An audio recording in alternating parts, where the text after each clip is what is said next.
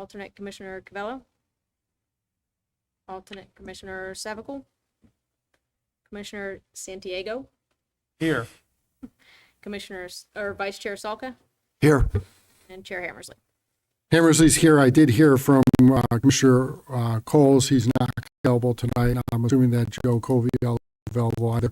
Either way, we have a quorum. If I can ask everybody to stand for the Pledge of Allegiance, please. Allegiance to the flag of the United States of America and to the republic for which it stands, one nation, under God, indivisible, with liberty and justice for all. We can remain standing for a moment of silent reflection.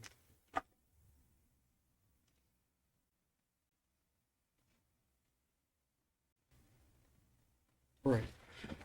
Thank you. Item number 6, looking for a motion to approve the minutes from our last meeting on September 2021. Mr. Chairman, so move. Commissioner Salka with a motion. Do we have a second? Second. Commissioner Woloski with a second. Any discussion? All those in favor say aye. Aye. Any opposed? Motion passes. Moving on to item 7A, Sarah Pritchard, home occupation application for cottage food license, property located at 633 Mulberry Street in our 2025 zone, HO number 81. Sarah, can you just come up here and just give us your name and your address and just talk to us about what you're looking to do in 30 seconds or less? My name is Sarah Pritchard. I live at 633 Mulberry Street in Plantsville. I'm just looking to open up a cottage food business. Right now, I bake for family and friends, cakes, cookies, cupcakes, the whole nine. I would like to open it up to be able to sell to more people. So I figured now's the time being a stay-at-home mom. Okay. Sarah, any deliveries or pickups at that location? Minimal pickups. I do mostly, because right now I'm doing for family and friends, so I'll meet them there, halfway point. So I have very little coming to the house too. It's like a once in a while thing. So when you say, can you define that objective term to me? Are we talking like a couple a day, a couple a week, a couple a month? What do we? No, like maybe 1 or 2 a month, if that. A month. Okay.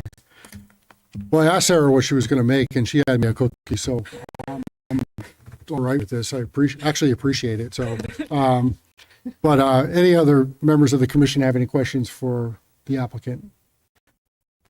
Commissioner Volpe. It's a question we typically ask. You don't plan to have any kind of signage outside your home indicating the business and anything like that? No. I love supporting another small business in our town. Thank you. You're All welcome. right. Any other questions from commission members? Seeing none. Sarah, you all set? Set. Okay. Without objection, we'll close the public hearing on this. Sarah, you can take a seat. Give us a minute. We'll be back at you in a minute.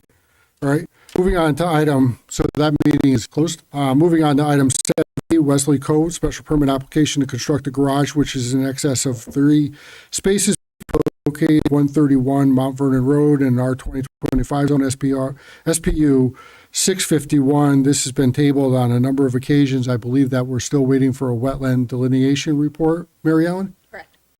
So with a motion, we could table this. So move, Mr. Chairman. Commissioner Salka made a motion. Do we have a second? I'll second. Commissioner with a second. Any objection? All those in favor say aye. Aye. Motion passes. Item 7C, Carolyn Gilman Albert, petition to change the zone district bound from 1 to an R 2025 144 Pine Street, zone change 572. This item has been withdrawn. Okay. So there's no action needed on that one. Moving on. Mr. Chair, question. Yep. On 7A, we want to do anybody in favor or oppose, or we didn't do it yet. Okay. Oh, I have good point. Just go back to 7A on the cottage food industry.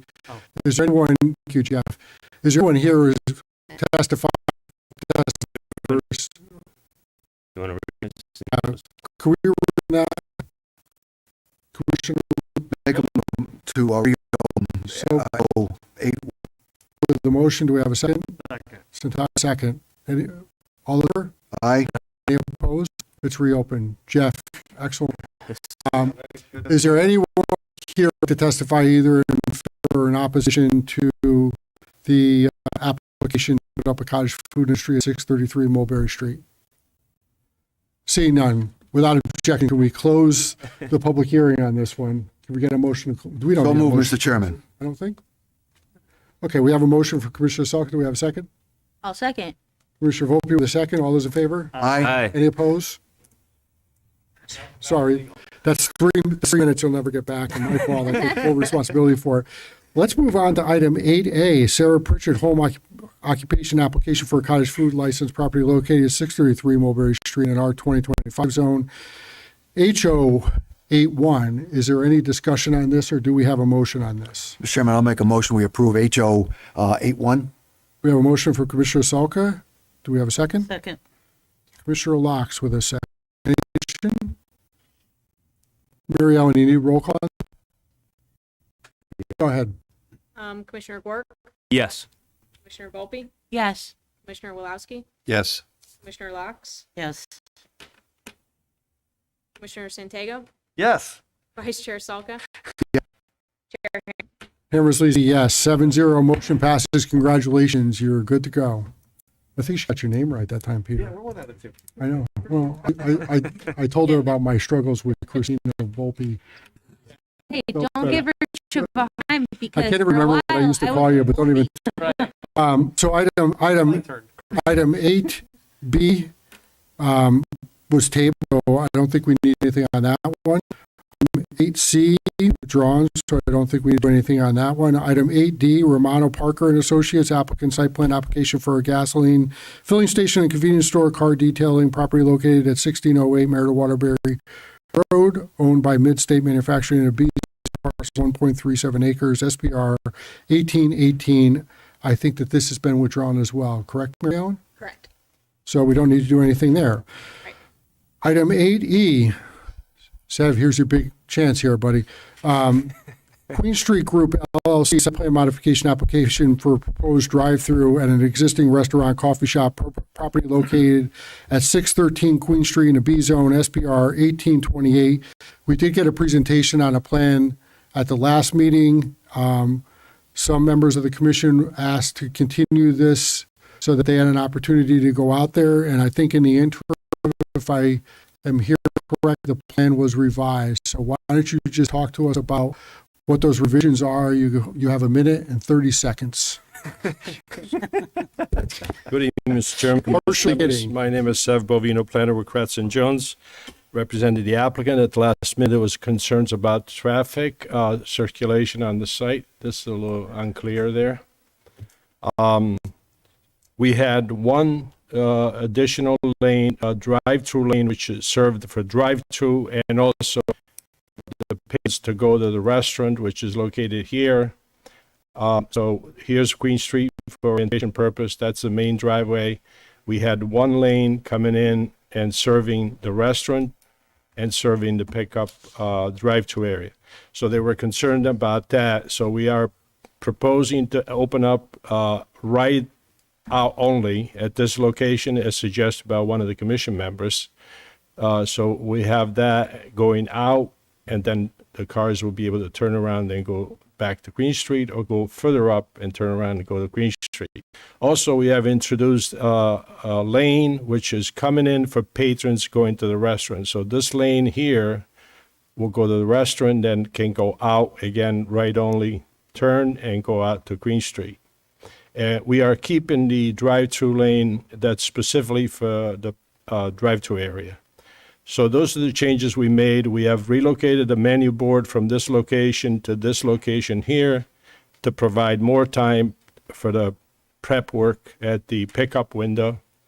And we have provided an escape cutout right this location. So if someone changes their mind while they are in the drive-through lane, they can come out, join the traffic, and go out, right in, out only.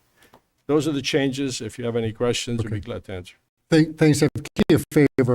In the upper part of there's that plus sign, right? Can you hit that a time so that we actually Make can it large. Man, It's at 6.6% right now, which is incredibly small. Yeah, it Yeah. is. Hit It that is. a couple Oh, times. Thank you. Again, don't wait. You gotta move there.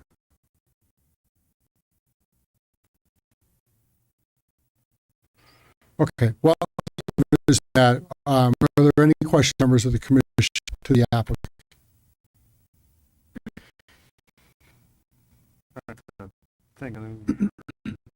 Let me add, and again, I'll wait for John.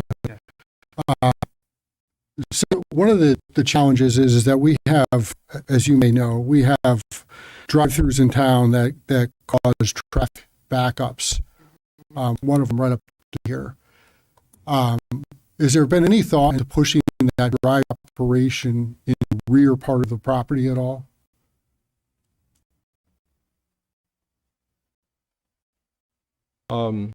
Center part of the property, the drive-through window, the lane. Everything, yes. Well, the pickup window goes with the building. It does now. I'm just asking if there's ever been There's any no thought to pushing room it in to the put back. somewhere else. Okay. I don't know why this is not. Are there any other questions, or Commissioner Woloski? I don't know if it's a Yep. question or more of a comment. I know that Sev referenced that a commission member had talked about the right-hand turn lane as an exit. However, I mean, if the traffic light is changing and oncoming traffic is coming and entering the property, I just see that as a potential disaster waiting to happen. So while I understand why they did that, I don't think that the benefit, or from a safety perspective, is there other than to have satisfied, what they may or may not have thought we wanted. I just think it's in trouble. Yeah. People are crossing that intersection coming off 84, they're blasting in, and if somebody is not paying attention, they're turning right, they're going to get clipped. It's not debatable. So have you got a 30-second response? Yeah, there? we basically extended a curb here to prevent anyone from coming on Route 10 South trying to get into this area. And we have the right turn only now with this signage. We can agree with that, but the benefits to it, obviously. Instead of turn around, then go back this way, and go out to the driveway and come out. If there's any more questions, Steve, you all set? Yeah, I mean, much like I just think that not every home can have a swimming pool. This just seems to be one of those properties that a drive-through is just not going to work. That's Okay. my comment. Okay. Commissioner Quark, did you raise your hand? Yes, I had one. How many cars could fit in the queue total? well, starting here, 12, 13 cars here, plus 6 cars here. Do you anticipate any use from people if? I guess they wouldn't do that. Never mind. You all set, There Jeff? shouldn't be any on the drive-through area. We have plenty of stacking. Okay. Jeff, you all Yep. set? All set, thanks. Mike, something you wanted to? I just wanted to add that. Just give us your name Mike and your Riccio, address. 120 Andrew Street, Yep. Southern Tier, and the applicant. Post-COVID, the majority of food uses, this particular coffee, but coffee and beverage and food uses are all what happened during COVID. The majority are towards drive-through. This site is a perfect example of drive-through majority. So we don't anticipate very many people using this as a dine-in. The space itself is already to the saw addition and 20 feet at length. I can tell you that, but 20 feet wide to actually put to what Ashland is, and that is already drive through. So although there may be people to it, I'm addressing Steve's concerns, which are definitely vast concern. Majority of trips like I'm going to be a drive-through. Did you have Yeah, your no, hand my, up? the question answered. Commissioner Dalka? Or, I'm sorry, Commissioner Santago? Nice to meet you. So, Seb, I appreciate taking the effort to make some changes based on what we thought. And so a lot of what we were thinking about all the time really was this parking lot. And one was, you made an effort on the top, which was most of our conversation, has to do with entering the parking lot on the bottom part of that screen. If you could just scroll so we can see the bottom part of the property, if you will. And what we were talking about, thank you. And so, right there, yep. So what we were concerned with, and a lot of us, what we were talking about was, if indeed you place an order and it's a heavy day, then cars are going to be in queue blocking that egress getting in and out of that parking lot. So I don't know if there's anything that can be done there to, either whether, I don't know if it's a stop sign, I don't know if it's a block the box thing on the pavement or what have you, but I think a lot of our concern was centered around in and out of that. I think when so that's A. The other one you had said, and I didn't catch what you changed where you place an order. Yes, we So moved you the went from menu where to board. where, Seth? The menu board was here. Yeah. We located it across the way at this point on the side, on the left side.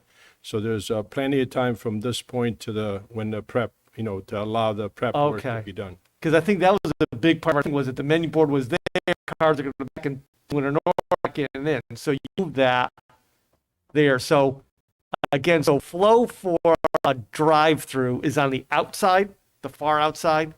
You place the order. So if you're placing an order, so that'll be marked drive-through only, I'm assuming at the We have signage all over the plans. We got drive-through only here. We have it's going to be painted on the pavement. yeah.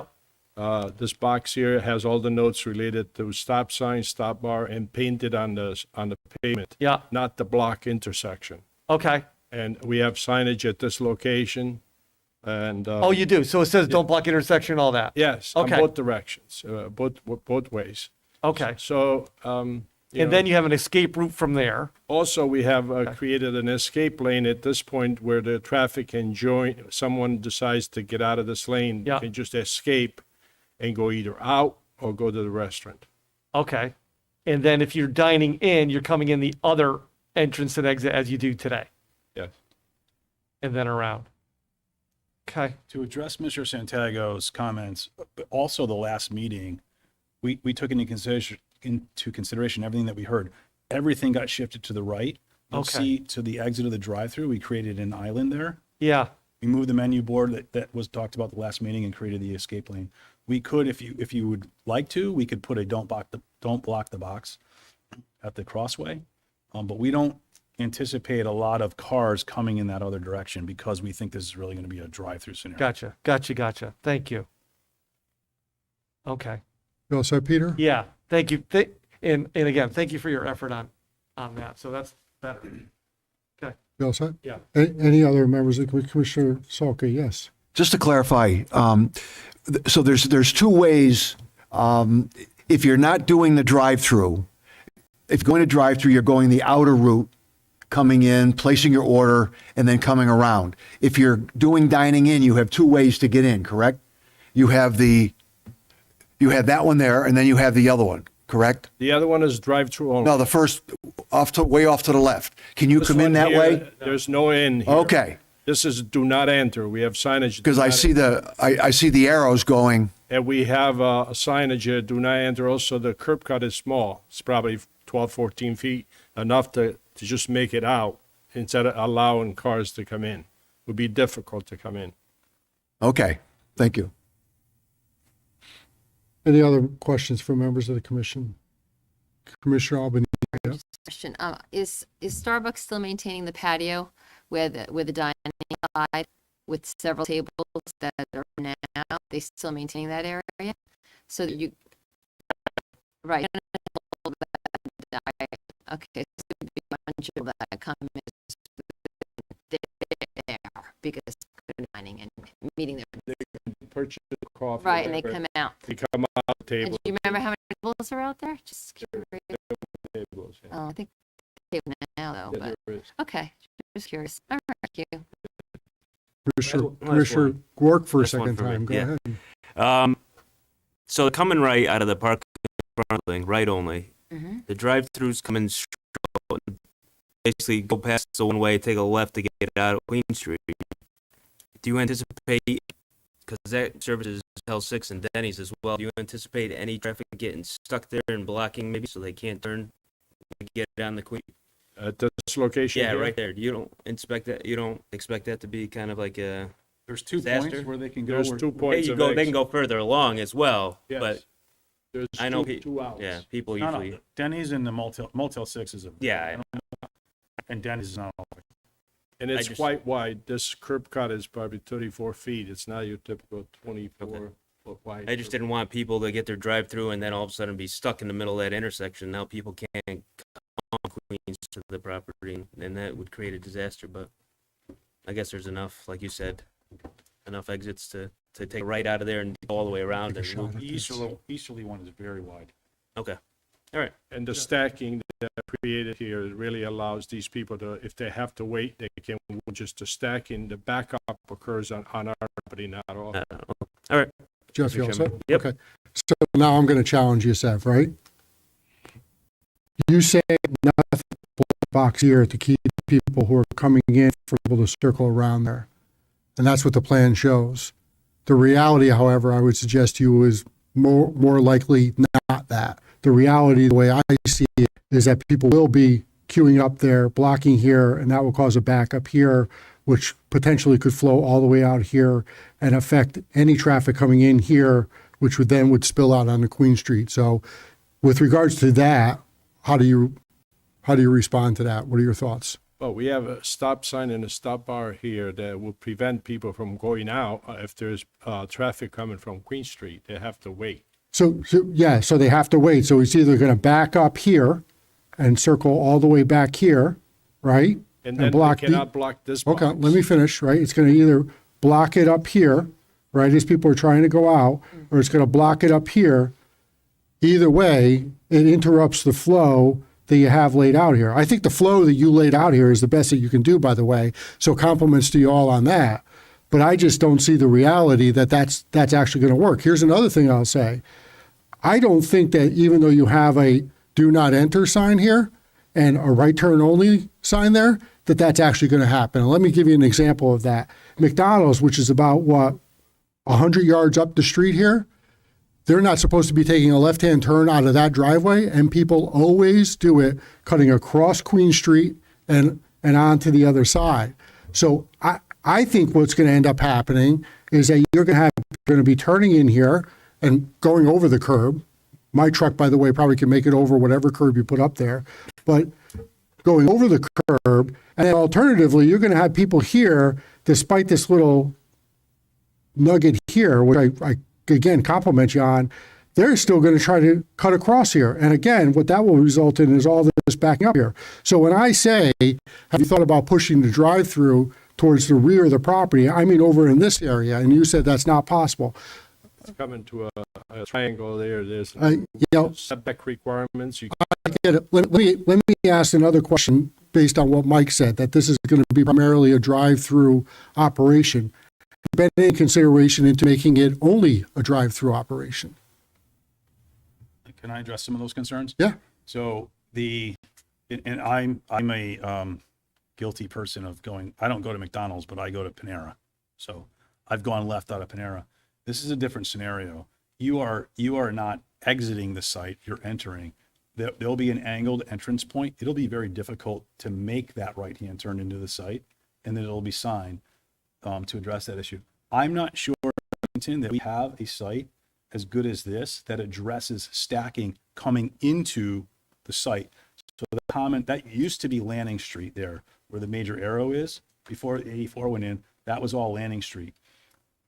Once you enter, and that's not our property. So once you enter the Starbucks property, I don't know of a better scenario where you have stacking to A, get into the drive-through lane, and B, get into the entrance lane to the site. I can't think of one.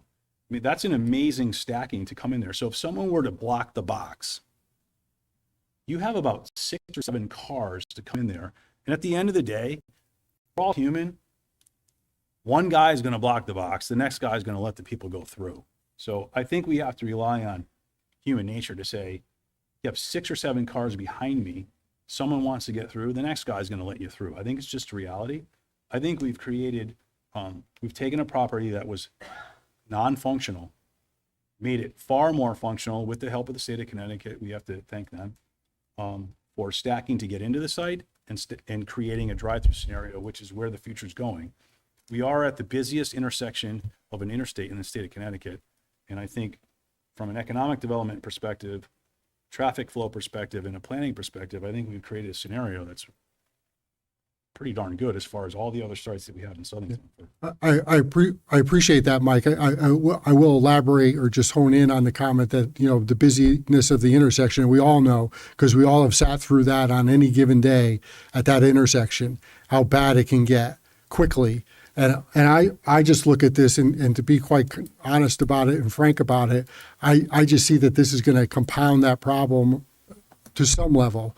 And I think that that's not something that I can see. I think that, again, the layout is as best as you can do with that piece of property. And I wish that you had the property on the other side, Denny's, because it'd be easier to work with that. I just frankly can't see it here. We can eliminate the exit. That was a suggestion that came from the commission. We didn't have that on our plan at the last meeting. Yeah. So the exit going into in the entry lane, if it allows us to eliminate that. I think there's other problems that we raised at the last meeting when you do that though too, because now and two, I didn't even touch on the people who are going to be backing out of or pulling out of those spaces on either side of that exit, because that's got to happen too. And if you get a backup, it just to me doesn't in reality doesn't work the way that I think the plan intends it to work. And I think the plan is as good as he can get there. I really do. I just don't see it working for myself. I'm one of 7. So The point is, Mr. Chairman, that we're not accessing the site directly from Queen Street, where you have those problems of backing onto Queen Street. We're accessing, like Mike said, way past Queen Street into our site. So it's not gonna be. It's a very short distance though in reality. We're not talking about Dunkin' Donuts is coming here in terms of have a 14 car in the window. Here's going to be a different use. Well, I don't know. I mean, it's right off of 84. Commissioner Volpe. I guess I'm just trying to theorize like how this could work, but could you do me a favor and try to exit out of that toolbar that's showing right now? Just press escape on the keyboard for me. Escape. Better. So I'm just wondering, like, theorizing here since we're trying to make it work. What if you brought the drive-through, like, what if you ordered your coffee all the way in the back and then forced all the traffic to kind of come down that way and then 2-lane exit where you currently have it going both ways? What if there was something like that? So all the traffic was kind of forced to exit backwards instead of having a lane that comes in there. What if you tried to do it so that all the traffic went through your, I don't know the terminology, but all the way back there? I don't have a fancy pointer thing. So Christina, I can address that. I think so, and we addressed that with the staff. And Mike, can you just talk into the mic? I'm sorry, we addressed that with the staff, and I think that was their first preference. And Cool, points for me. let the staff speak on their own, but that was their first preference. And what our conversations around that were, if you came off the highway and you were looking to get into the restaurant, you had kids in the back seat that want to go to the bathroom and eat inside, and you had to sit in the drive-through lane with the other drive-through people, that could be an issue. We could create an escape lane down on the lower part of the screen to get out of the drive-through lane because there's such tremendous stacking, and we're happy to do that. We were just trying to come up with what we thought was taking an existing site that really doesn't work anymore and making it doesn't work in today's retail. This is a retail corridor. Yeah. This is a restaurant corridor, and the current scenario just doesn't work. And what we're trying to do is make a scenario where that scenario for the use and for the year. We're willing on that. We just I have a follow-up real quick. Sure. What if employee parking, and then you could open up that area? I don't know if that's an option. I'm not going to give employee, but if we could utilize the space there better to get our so that there's a bypass lane if you need. After they move, But I know we did they can't get to someone else's property. I'm not saying that. I'm saying what if designated one of the other, like, if you're saying that this is predominantly be used as a drive-through, why not designate it's not like a compromised 8 parking spot, 3. So what if 3 parking spots became designated for employees, and then you could open up that back area, because you're likely going to get people that are going to pull in real quick right there, park there anyway, even with the signage like they do right now. You know, because I've been to this establishment as a college student often. So What would you propose to use this area for? opening it up to get, instead of like having it kind of as a blockade right now, let's say we had 2 entry lanes, 2 exit lanes, and then this way people could come in and park if they wanted to with the appropriate signage, but then you'd have 2 lanes coming in, 2 lanes going directly out, and you wouldn't even need that. You could close it up again. The pinch point is the going to width. be right here. We have a certain distance from the building to the property line. So if you have another lane here, then you'll be forced to join in at this location because you don't have the width to fit. Again, just throwing coffee beans in the pot, pun I intended. appreciate, Yeah. Yeah, I get it, yeah. Good thought, though. Just trying to make a latte over here. Were you a barista? That was a great one. No, I am a coffee enthusiast, though. So I'm rooting for I you do here. have another question. Commissioner I'm Albanese. sorry. And now that I'm looking at this a lot more, I'm like, wow, what would I do in this situation? I'll be the nice person and let somebody through. But you have a drive-through lane. I mean, you have the people picking up their food on the left there, right? So at the building. Then you have only one lane, if I'm seeing this, and I don't know what the width of that is, one lane for access and egress. No, It's this exit is only. 2 lanes here. One for the drive-through out Right, and one and- for the drive-through in. Drive-through. But how some of those other people, so you're saying all the people in the parking lot have to go out that new exit? They can Is that- go out to the right They- only, yeah, or they or- can turn around and go this way out. Well, then you'll have two additional lanes there. They could go out through the end, through the drive-through Through the lane. drive-through lane. Right, if the drive-through lane's not busy. So there's going to be a point where you might have that whole drive-through lane queued, and then you'll have people trying to get in because they're not going through the drive-through, and people trying to leave. So you have 3 lanes of cars that you would have to accommodate. And how do you do that?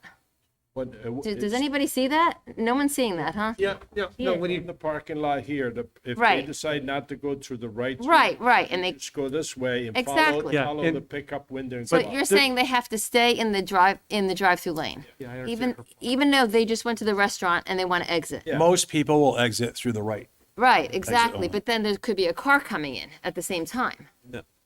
No, it's on this, the car coming in is in this lane here, which we have provided a divider. I just see that as complicated. I don't think people are going to want to get in the drive-through lane to be able to exit. I'll just reiterate the fact that Yeah. it's our belief that based on everything that we're reading and studying in the retail corridors post-COVID, you will now see the majority of coffee places in this country going to drive-through only. You won't be able to go inside and order your coffee anymore. So let's take Meriden Waterbury Road, for example. That traffic backs up all over the place. It backs Sure up does. onto both streets into the park because 99% of the people aren't going inside. Retail believes is going to be a permanent thing. So what we're trying to create here is a predominantly drive-through oriented retail location with the ability for the occasional user to go inside. Okay. And I think, in preparation for that, everybody has to start to get used to that because I think that's everything that we're studying, that's the way the trend is going. If you look at this site, it's a small building, it's a small site. You're going to start to see a lot more small sites. Dunkin' Donuts is going to go to this example. There will be no more in health code. If you're bringing indoors, you don't have to provide a bathroom. So drivers on the highway are going to have to be prepared for that. I just see that this is a meeting location. I just see you're going to have a lot more people coming here just to meet, and you'll have a lot of cars coming and parking and just lingering, That's just my opinion, but Commissioner Wolowski. Mike, let me ask you this. Is it your thought that the patio area could be repurposed to be more beneficial for open space based on what you're saying? If the commission was preferable to less of a patio, then we could agree to that. I'm saying, Green I space, guess what I'm or- saying, will it help with the traffic pattern if the patio wasn't there? It'll help with the amount Two of people employees. parking to stay there. I don't think it'll help with the traffic pattern because we only have three lane width to get in and out to the right, and we only have one lane to get in out to the exit. So I think, go ahead. We could do something. We have assigned 40 seats in the restaurant here. The parking requirement is based on 40 seats, one space for each 2 seats. We could reduce that, let's say, to 30, so that your parking requirement will be less, and it'll be less people being able to get in. Steve, you all set? Well, I mean, I think we'd all like to see it succeed. I just not sure that in this form, it's where it quite needs to be. I guess that's it. The problem we have an existing structure. We can't move that around. I understand it. I understand that. No, I'm going to be very candid here. I think what we've tried to present to the commission with your feedback from the last meeting and with the staff last week is a very best case scenario. Out to discussions on current tenants and future tenants. We're going to create a scenario here that just we're going to look at a vacant building here for a long time. And I know that's not your drive here is to worry about economic development and tenant base, but based on where this country's going as far as fast food, there's nowhere else to go. We're blocked by the highway on one side, and we're blocked by land that we don't own to the north. We're trying to create a scenario here where we have a viable spot that continue to pay taxes and one that works. And that's why we're here. I mean, we didn't go to the state because we wanted to. We went to the state because we had to. Thanks. Commissioner Santago? Yeah, I think based upon your explanation of the business model. So your business model is counter to what our business model, when we're looking at it, is. So our business model that we're all kind of talking about is you go there, you sit down, you come out, and all our discussions are around that business model. As you describe your new business model of primarily, if not exclusively, a takeout establishment, this site plan almost forces that. Correct. Because if this was solely a takeout place, yeah, okay. And I think the alterations you made, which I appreciate in regards to drive-through only and where you repurpose the ordering, I think repurpose the ordering is very good, and I appreciate that. I think if you were to use that establishment a couple of times parking and couldn't get out, and you still wanted that product, you're going to order it in your car and then go. You're not going to come in. So I think if the trends, as you say, is that way, then that works as well as it could be. I think Chairman's right. This is about as good as you're going to get. And it would force your business plan. Right. If we had a tenant in place that said we only want drive-through, Right. we would love to be standing here right now and saying that to you. Yeah, because that's what you did. Drive through lane, you got to exit, and you're out. And then Teresa's point about traffic flow, which is exceedingly valid, where you are kind of creating congestion and in and out, kind of a conflicts going in and out. I absolutely see that. That is a moot point if nobody goes in there to sit. Correct. So if that's what you're trying to force, then that's what you're. That template. Yeah. If we could get to that ideal for this site in this configuration. We just don't have that right now. Yeah. All right. I understand. You all set, Peter? Yes. Any other questions from members of the commission to the applicant? Can we get a motion on this?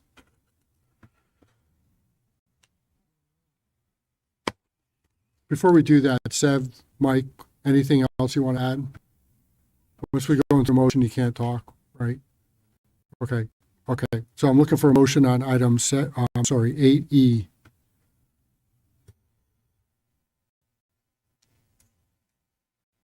Motion to approve. I'm 8E. Motion from Commissioner Wilkie, Second. second from Commissioner Locks. Just Any point to the discussion? motion holders. To the top where so I believe what was said was that's going to be only it's going to be the end to right, so you can't go one way, or to your point, be able to be signage hear there. that signage, but also the way it is angled, it can only go right. Yeah. So you prevent that. That's Yep. We heard of that. Okay. All right, then I'm okay. So I'll just say on discussion, you know, I the applicant did as good a job to do with layout. Yeah. However, I think that it's not sufficient, and we're going to run into the traffic problems that through when I think it's built to that already congested area on Queen Street, exasperating a problem that's already a problem. And, you know, I think that, you know, if we had a plan that maybe looked to push that drive-through back a little bit, similar to the Dunkin' Donuts down the street on Queen Street, or even better yet, the Dunkin' Donuts on Meriden Waterbury up by the Home Depot, I think those drive-throughs work well. I get that you're constrained on the property here. You know, I mean, I don't know what to say about it. It just, it is what it is. And, you know, as Commissioner Wolowski said earlier, not every property gets to have a swimming pool. It's just the way that it is. So, you know, I'm not in favor of approving this, but with that and absent any other discussion from commission members, we'll call the roll on this. The motion is to approve, correct? To approve, yes. Commissioner Ward? Yes. Commissioner Volpe? Yes. Wolowski? Yes. Commissioner Locks? Yes. Commissioner Santego? Yes. Vice Chair Rizzo? Yes. Chair Hammersley? Hammersley's no. Motion passes to 1. Congratulations, guys. Item number 8F, floodplain application of NES roof for the construction of a 2,000 square foot ion bank with drive up ATM and 2,000 square foot retail building with associated site improvements, property located at 376 North Main Street, owned by Sean Daigle in a B zone FF70. My understanding, Mary Ellen, is that this item is not ready for action because we're waiting for responses to engineering and planning comments. Correct. This item in the next, correct? Correct. So can we get to the table item 8F and 8G? We item F and G. Second? Second. Second from Commissioner Santo. Any discussion? All those in favor? Aye. Aye. Any opposed? Motion passes. 8H, request for release of 1,000 E&S bond 2 North Main Street, SPR in 03. I'm guessing that this is ready to be for action. Any comments on this? Okay. Any discussion? Do we have a motion? Mr. Chairman, make a motion to release the bond on SPR 1803. We have a motion, Commissioner Salka, second. Second. Commissioner Locks with a second. Any discussion? Hearing none. I could do a roll call or a voice vote on this. Yep. All those in favor say yes. Aye. Aye. Any opposed? Motion is 8I, request to release a 25 ENS 42 Queen Street PR 1683-1. Jim, anything on this? This is for a little office building on Queens, and it's ready for action. Okay. Any further discussion? Do we have a motion? Mr. Motion, we approve SPR 1683.1. Commissioner Salka with a motion. Do we have a second? Commissioner Locks with a second. All those in favor say aye. Aye. Any opposed? Motion passes. 9, Affordable Housing and Plan Metrics Kicking. We have a representative from Max. Come up, just use give 5 what you're doing. I can. I'm kidding. Okay, Not necessarily 5 minutes, but just give us a minute to start. Good evening, everybody. My name is Charles, both the firm and MS planning consultants. We help you for plans of conservation, develop, rewriting regulations, and in the current situation, affordable plans. Metric with 10, 60, I can have on. Do have a quick slide presentation. I think it basically covers what you had. So, Mr. Chairman, I can go fairly quickly. Glenn, could you just get a little bit closer to that mic? We're just having trouble hearing you up here. You might have to bend down a little bit. Yeah. I don't know. We don't This is when I can't even see my slides. There we go. So I've already covered much of the basics here. Planometrics worked with the Commission on preparing and adopting the 2016 Plan of Conservation and Development that and had in it with regards to housing and residential development. And the recommendations which are in that plan are also mirrored here with the possible scope of work that we're talking about here tonight. Subsequent to adoption of the plan, that was in 2016, 2017, the legislature passed a public that requires every municipality in Connecticut to prepare an affordable housing plan by June 1 of next year. And the requirement for this plan is to specify how the municipality intends to increase the number of affordable housing developments in the community. And as you know, the POCD is supposed to be updated once every 10 years. This document is supposed to be updated once every 5 years. So the state has elevated, if you will, the visibility and importance of this issue. And so 169 towns around the state are in the process of preparing their first copy of this type of plan. Affordable housing development includes really sort of two developments: assisted housing and deed restricted. There's information in your packet which indicate how and why Sin has accumulated 967 existing affordable houses.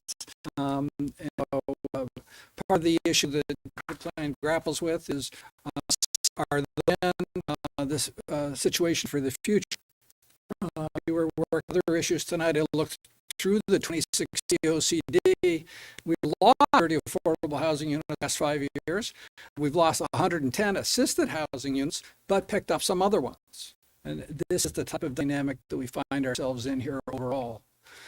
Part of the challenge for us is to help explain to the community what affordable housing is. People that affordable housing for poor people or SNAID, and those types of housing units can count, but realistically, it's for people who earn typical wages, who are boxed out of the housing.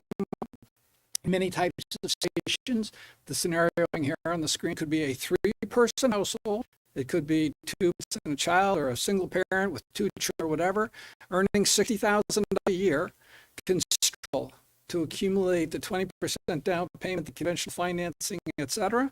And affordable housing is that people such as families that can buy a deed-restricted unit or rent a deed-restricted unit, affordable to them. They're not going to make a lot of money on it. They can live there, and as their circumstances might change or increase, you can sell or rent to a similar type of household. So it's very much for people in our world, in our community, who can struggle with getting onto the housing ladder, they call it. So the material I prepared for you is just a quick overview and introduction. It's talking about planning for housing choices. I think the issue for us is not in the state, but also look at housing in Southern overall. This town website and inform people about what we're doing over 6 months. And so this is all overview. It provides a background in terms of state requirement is. The preliminary goal statement is providing for a variety of choices in Southington, people and households of all and characteristics. the base direction I think we'll probably start with and refine it as we go, based on what we learn and find. There is information in here that kind of sets the stage that, everybody needs housing. And in Maslow's hierarchy of needs, which is the angular graphic there, it's one of the very big fundamental human needs. And housing that's affordable is really part of that whole equation. And the graphic here shows the types of people who need this type of housing. Home health, people who stress, these types of scenarios is that if they don't have housing for people, then they can't work in these types of positions. This is a graphic which is in your booklet, which increase the ratio of median incomes and median sale price. Whereas back in the 1960s, to buy housing about 2.5 times their income. We're now up to 4.5 to 5. And with COVID, there's been about a 25% jump in housing prices. So it's even more significant than it was historically. So it's an issue which is growing in importance in the state of Connecticut. So there's a bunch of reasons that I think this plan hits needs in Southington. The Planning, Conservation, and Development recommends it. State requires it. And I think it kind of sets the stage, if you will, for a deeper dive into some of these issues. There's a page in your booklet which illustrates what the sale prices and rental rates are based on family size. And so we're talking for 2-bedroom apartments, for example, rents about $1,560 a month or a sale price of $244,000. So it's not cheap housing, but it is affordable because it's deed restricted. And it can come in many different types and flavors and housing types that we have in Southington today. So what we're looking at is the possibility of enhancing our current housing stock to meet housing needs of the community. As I mentioned earlier, we have 967 units in Southington, according to the state's record keeping today. That's about 5.3% of our housing stock. Southington becomes exempt from the affordable housing appeals procedure if we get to 10%. So we've got some progress, but it's something that over time is doable, and a number of communities have gotten moratoriums and exemptions from the production of affordable housing units. So the overall approach here, which we've recommended, is to address the issue of affordable housing, but also look at the issue of housing choice in the community.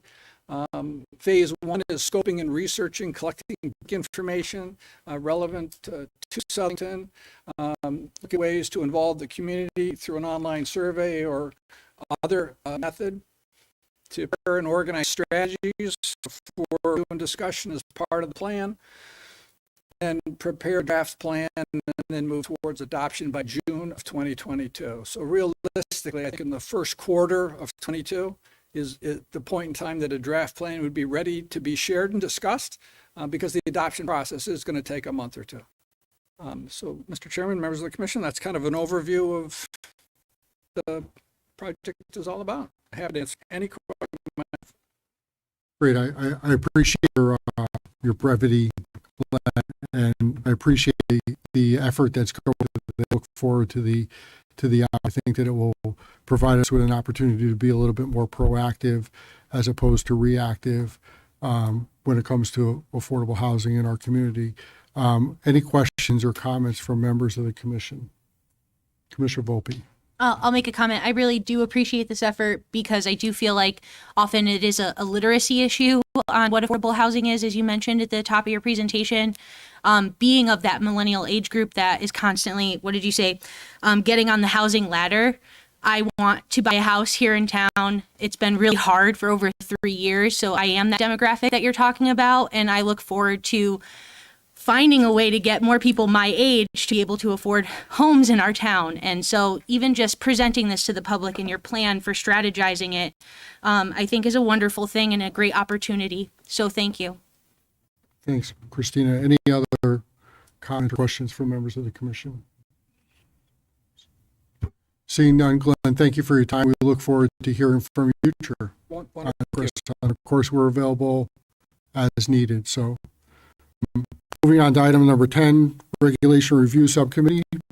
Yeah, we've actually kind of stalled since departure and Mary Ellen. So what I'll do now that Mary Ellen got her wet and is knows where the office is and kind of thing, I'll get her all the last where we kind of left off. Get her up to that, and then we'll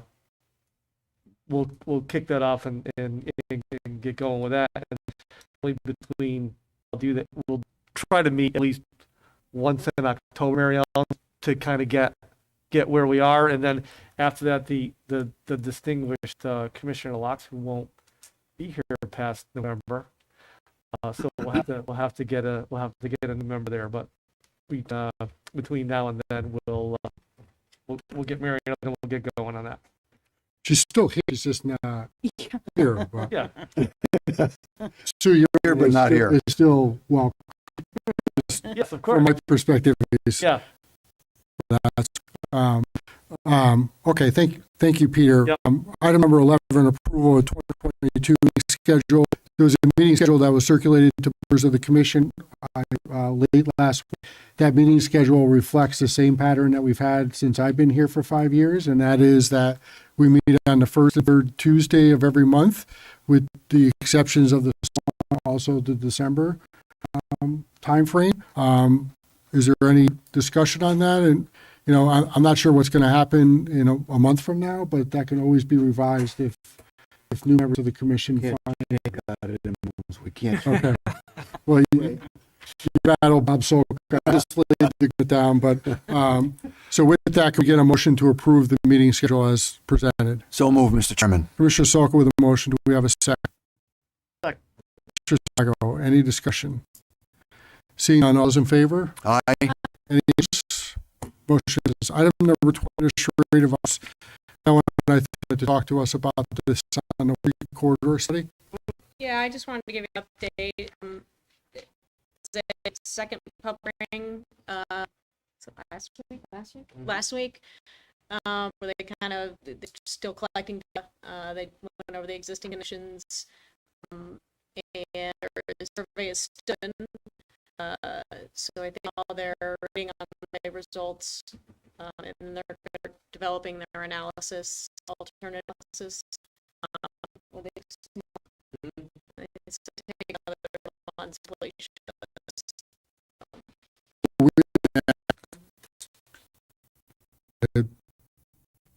Ballpark it a little.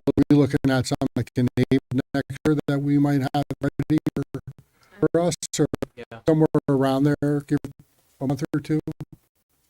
Just so it goes. Yeah. Okay. I think we're shooting. Okay. Questions from members on that? Okay, thank you, Mary Ellen. Item number 13, a couple items there for public hearing. These were set as a group collectively before. I think at our next meeting we'll have some language on the taking out of the ADU requirements as well as the parking limitation requirements under Public Act 21-20. So that will be coming.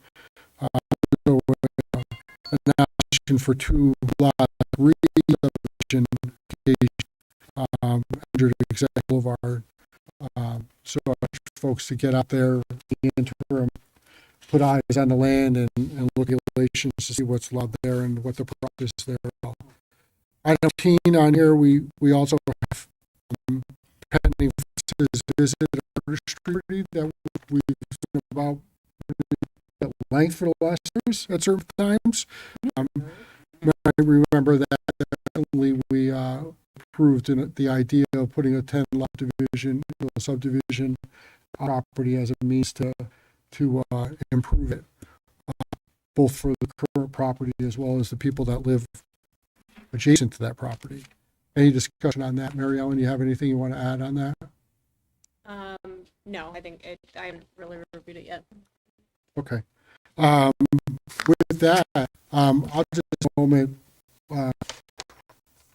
just to Sue, if Sue's going to next month, next or 2 weeks. It all depends if we get to go to Iceland or not.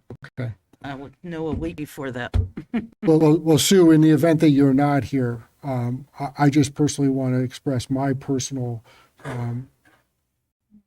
regret that you're leaving, and it's been a pleasure and an honor. I hope you are here because I do have some things planned for that. Not that that should influence you, but Oh, you know. but, Coming here, but if but, you know, I mean, if I Pretty large check. yeah, we're gonna get paid right. I still live in pretty cold every year, but I get it, you know. In any event, in the event that you're not here, I don't want it to, you not to hear, you know, where I am on that. It's been a joy, a pleasure to work with you. You've always been a fair person. We've not obviously seen eye to eye on certain things or agreed on certain things, but that's not anything that carries over anywhere beyond a discussion. I believe that both of us, and certainly not wanting speaking for you, but you've always looked out for the best interests of the people of this town for a long time. And again, I hope that I get to see you again here in the capacity as a member from both sides. So, but in the event that I don't, I just wanted to take an opportunity to say that to you. So, Well, thank you very much. It's been a pleasure. Here, here. all right. With that, do we have a motion to adjourn? So move, Mr. Chairman. Mr. Sulka, do we have a second? Second. Mr. Santiago, or Santiago? Get you on there every time. Any further discussion? Any objection? With that, we're adjourned. Look at that. What was that? Every time they It was a record. hit the